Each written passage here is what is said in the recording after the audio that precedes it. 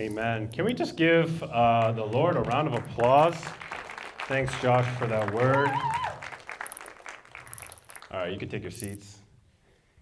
Thank you guys for joining us today. It's an honor and a privilege to be able to share the word with you guys, and hope it's an encouragement to you as much as it was to me. We're going to be continuing our three-part series, just going into some of our distinctives, what makes us us. Last week we talked about what it means to be known by God, and today we're going to be talking about what it actually means to know Him.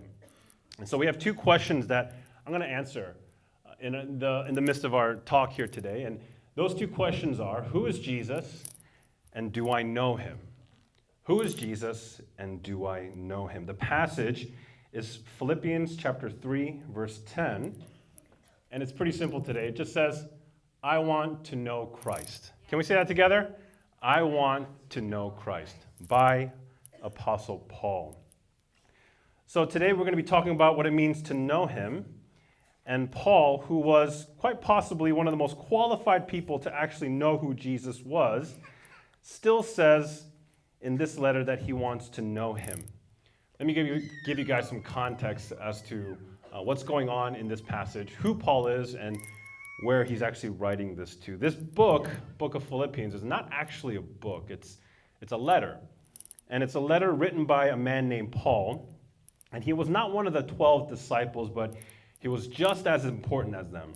He was a Jewish religious leader, and he spent a good deal of his career persecuting Christians. He was the elite of elites when it came to religious leaders in the Jewish religion in ancient times. However, he had a dramatic encounter with Jesus, and basically, long story short, he met Jesus on the road to Damascus, and after his conversion, something, he starts planting churches. I'm sure there's a lot in between there, but he basically starts planting churches, and the church of Philippi, the letter that he's writing this to, is the first church that he actually started. So it's a special church to him. The Philippians were a big supporter of Paul, and Paul, he's writing this letter from prison. And if you were on our Zoom call this past Wednesday, you would know that prison conditions in ancient times weren't that great. No one took care of you, and basically it was kind of a death sentence. And so Paul, when he's writing this letter, we have to understand that that's the context that he's writing from. He's writing not sure whether or not he's going to make it alive, whether it's by natural cause of death or just by execution, because Philippi was actually a Roman colony, and the way that Roman colonies worked is that you just had to live in the Roman way, and that means you had to worship the Roman god, who was Caesar at that time. And so the church in Philippians, were facing mass persecution because any association with Jesus and this Christian movement meant that you were blaspheming their God, and they took that very seriously. So Paul, he's writing this letter to the church of Philippi to encourage them, to strengthen them, to help them to keep on going and run this race. And you're going to see that language a lot in the book of Philippians. With all that said, during this time, who you associated with had great implications. Who you associated with had great implications. Basically, who you knew was how you advanced. Their social system wasn't built for your work your way up mentality. And I mean, it can be argued that even now it's a lot about who you know, but it was definitely way worse back then. There was no degrees, there was no formal education, there were no academies, there was no university that you could just go and try to apply and work your way up. Whatever social class you were born into, that's where you stayed, most likely. And the only way up was by who you knew. So who you associated with basically was the picture of your destiny. If you were born a blacksmith, you stayed a blacksmith. And so this social system of how things worked back then was who you associated with defined essentially who you were. It meant everything. Your survival actually depended on it. Kind of on a side note, the way things worked back then, even when it came to career, trade, vocation, was basically there were these guilds. It's kind of like the equivalent of modern day unions. And so in order for your career to take off, you had to join this guild, the union. And what these unions had, unlike our unions today, they had gods, that individual gods that these unions had to worship. And so in order for you to be a member of that union, you actually had to worship that God. So you can see some of the conflict that these Christians faced. It wasn't just implications in their relational dynamics, but it had huge implications for their career, because they were basically saying, if I want to worship Jesus, then I'm going to have to possibly sacrifice my living in order to do that. Not just my life, but my living. It meant everything. Their survival depended on it. So Paul, when he says that I want to know Christ, that's a huge statement. There's a larger passage after this, but I wanted to just focus on this, because him saying that, I want to know Christ, in the context of everything that's going on, who you associated with was how you advanced. Who you knew is how you got anywhere in life. And so Paul, when he's saying that I want to know Christ, he's basically saying, I'm willing to take every social disadvantage. I'm willing to mark myself with this man named Jesus. I'm willing to go to prison for him. I want to know Christ. It's not like us in our living room with our Bibles open or our Bible apps. Who has Bibles anymore? Bible apps. And we're just saying, like, God, I want to know you more. No. When Paul is saying that, it has huge implications. It's the heroic equivalent of President Zelensky getting on the mic and saying, I need ammunition. I don't need a ride. In a time when knowing Christ could lead to jail time and even death, Paul was doubling down on his relationship with Christ. He wasn't backing off. However, even though this statement, it had rich religious, spiritual, and political undertones, to Paul, that was meaningless. To Paul, when he's saying this, he's saying it personally. He's not saying this as a leadership strategy. He's not saying this and posting it on social media to try to get the Christian troops in the Philippines ready and up and to keep on preaching the message of Jesus.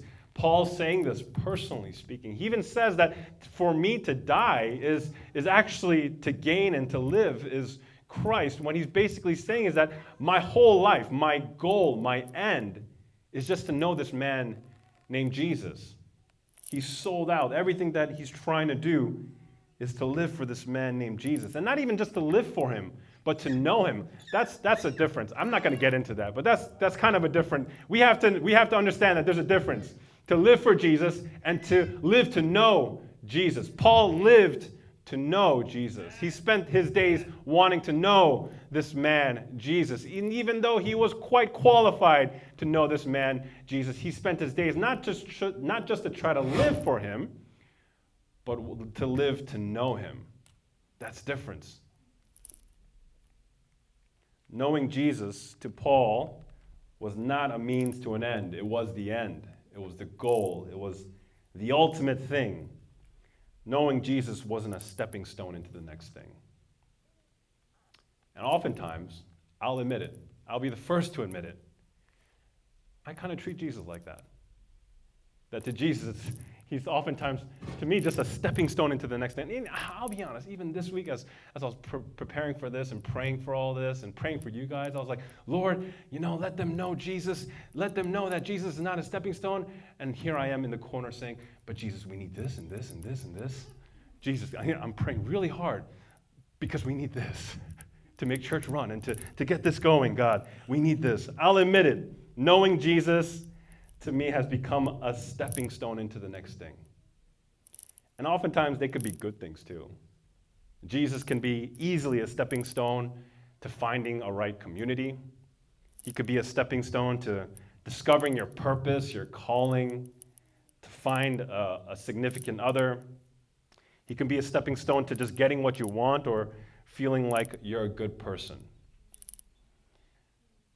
Thus, I realized for me, my desire isn't really to know Jesus, but to know the thing that comes after Jesus.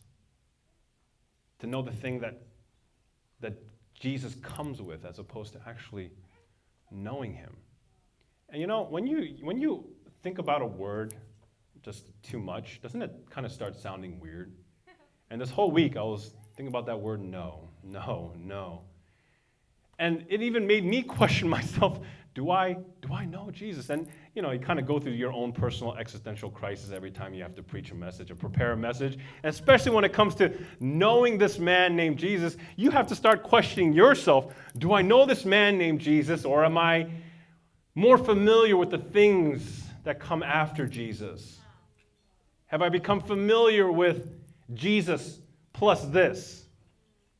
And oftentimes I notice for me, my formula for life has looked more like this. Jesus plus this. And if we could be honest, most likely our formula has become Jesus plus this equals everything. And if we could even be just even really real today, come on, let's just look at somebody and say, I want to be real.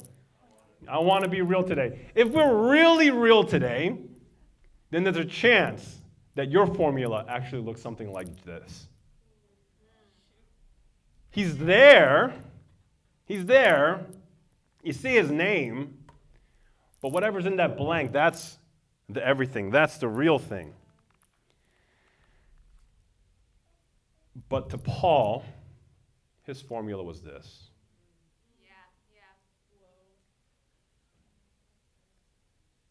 I mean, I wish I could be there. But to Paul, his formula was Jesus plus nothing. And you know what? I realized all of us in this journey of life, whether you're Christian or not, whether you identify as a follower of Jesus or not, we're going to get to that place. We're going to get to that place where we have nothing. We're going to get to that place and experience the life of just Jesus. And often we get left with just Jesus and no stuff, no things, no blank. Jesus plus nothing. And this is when we come to know who Jesus actually is. Answer to the first question here. Oh, Jesus plus nothing is enough. And so if you look at the example of Paul, so let's just track back with me here. I know this is kind of a lot here, but just track back with me. If we go back to the example of Paul in 1 Corinthians 2, he says that I've resolved to know nothing while I was with you, except this man, Jesus Christ, and him crucified. Philippians 3, what is more, I consider everything a loss because of the surpassing worth of knowing Christ Jesus my Lord. The question, who is Jesus? The answer is he is enough. He's enough. When Jesus plus nothing, the formula ends with him being enough, the answer to who Jesus is he's enough. And I'll be honest, I went through just a laundry list of all the different identities of Jesus as king, friend, servant, as the one true and living God, as God manifest here on earth. I went through all those definitions, but really, if you look at the heart's answer of who Jesus is, really, the answer is that he is enough. Yeah. Jesus is enough. And Paul, in Philippians 4, you see that whether he's in plenty or in lack, he says, I've learned how to be content. I've learned the skill of being content. And that skill can only come when we say that Jesus is enough. So much of our societal advancement has been shaped by not being enough. Right, if we're honest, you open up your email, stress. You open up TikTok, anxiety. You open up Instagram, depression. Right? Society and all living around us. And some people have made some great advancements in their career by that sentiment, just not feeling like enough. That striving, that hunger, that hustle, right? Rooted in this sense of not being enough. The very essence of Jesus screams enough. It screams contentment. So then the next question, do I know him? Come on. Do I know him? Talk about it. I will.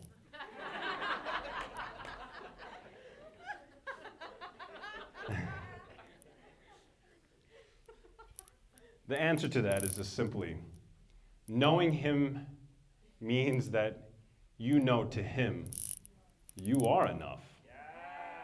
If Jesus is enough, then to him you are enough.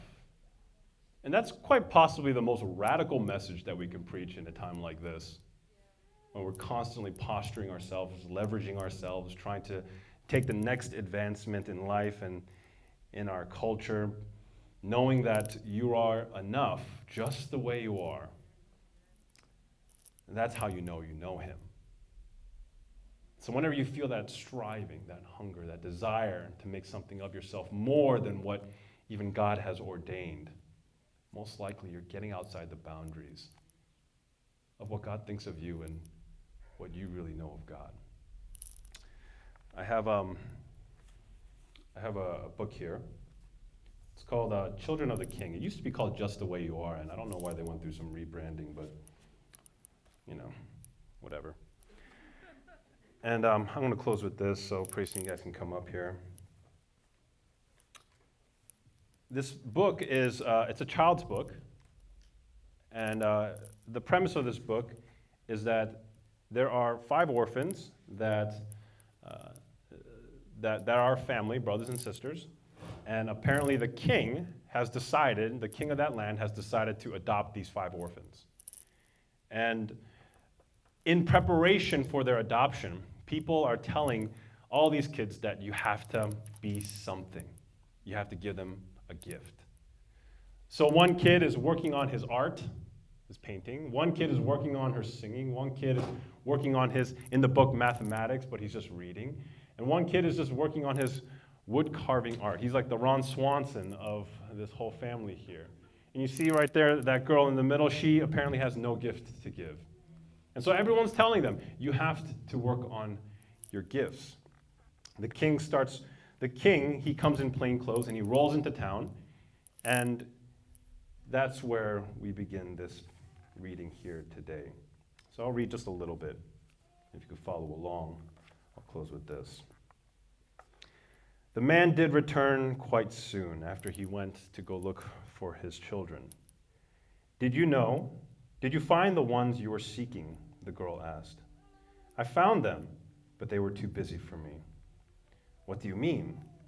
The first one I came to see was a woodsmith rushing to complete a project. He told me to return tomorrow. Another was an artist.